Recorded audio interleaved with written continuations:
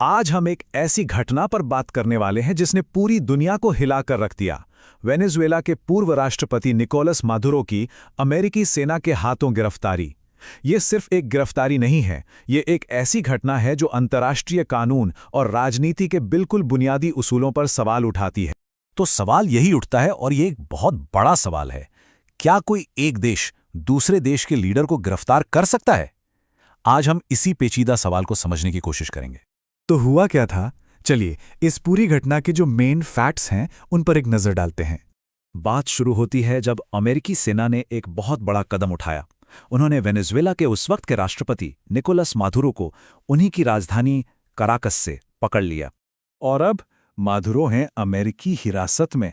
सोचिए, किसी देश के पूर्व प्रमुख के साथ ऐसा होना, ये तो लगभग सुना ही नहीं गया है। जाहिर है इस बात ने पूरी दुनिया में एक तूफान खड़ा कर दिया।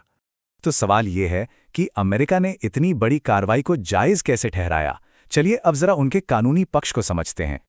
अमेरिका ने मादुरो पर बहुत संगीन इल्जाम लगाए हैं, जैसे ड्रग ट्रैफिकिंग और उससे जुड़े कई और अपराध। ये पूरा केस मैनहट्टन की एक फेडरल कोर्ट में चल रहा है, जहां मादुरो ने कहा है कि वो दोषी नहीं है। और उस समय जो ट्रंप एडमिनिस्ट्रेशन थी, उनके लिए ये एक्शन उनकी नेशनल सिक्योरिटी स्ट्रैटेजी का एक बहुत जरूरी हिस्सा था। लेकिन देखिए, अमेरिका का कानूनी पक्ष तो कहानी का सिर्फ एक पहलू है। असल में इस एक एक्शन ने पूरी दुनिया में एक जबरदस्त बहस छेड़ दी है। कई देश इसके सख्त खिलाफ हैं, क्योंकि ये इंटरनेशनल रिलेशंस के जो बने बनाए नियम हैं उनको सीधी चुनौती देता है। तो ये समझना जरूरी है कि ये सिर्फ कोई आम क्रिमिनल केस नहीं है। नहीं, ये घटना इंटरनेशनल लॉ, सॉवरेनिटी यानी संप्रभुता और दुनिया में पावर बैलेंस को लेकर बहुत गहरे सवाल खड़े करती है। और इसके जो असर होंगे वो बहुत दूर तक जा सकते हैं। मतलब ये तय कर सकते हैं कि आगे चलकर देश एक दूसरे से कैसा बर्ताव करेंगे। यूनाइटेड नेशंस समेत दुनिया के कई बड़े लीडर्स ने इस एक्शन की कड़ी निंदा की है। उनका साफ कहना है कि ये यूएन चार्टर और इंटरनेशनल लॉ के उन उसूलों का खुला उल्लंघन है जो देशों के बीच शांति बनाए रखने के लिए बनाए गए हैं। जो लोग इसकी आलोचना कर रहे हैं उनकी तीन बड़ी चिंताएं हैं। पहली, क्या किसी दूसरे देश की जमीन पर मिलिट्री एक्शन करना कानूनी तौर पर सही है? दूसरी, जो एक्स्ट्राडिशन के कानूनी प्रोसेस होते हैं उनको क्यों नज़रअंदाज किया गया? और सबसे ज़रूरी बात, ये किसी भी देश की अपनी संप्रभुता यानी नेशनल सॉवरेनिटी के मूल सिद्धांत पर सीधा हमला है। और बस यहीं पर हम इस पूरी कहानी के सबसे बड़े टकराव पर आ पहुंचते हैं। ये दो बहुत ताकतवर सिद्धांतों की सीधी लड़ाई है।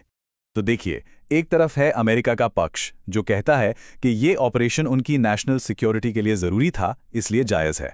और दूसरी तरफ है दुनिया भर की आलोचना जो इसे इंटरनेशनल लॉ और यूएन चार्टर का साफ साफ उल्लंघन मानती है। अच्छा, इस पूरी बहस को ठीक से समझने के लिए नेशनल सॉवरेनिटी का मतलब समझना बहुत जरूरी है।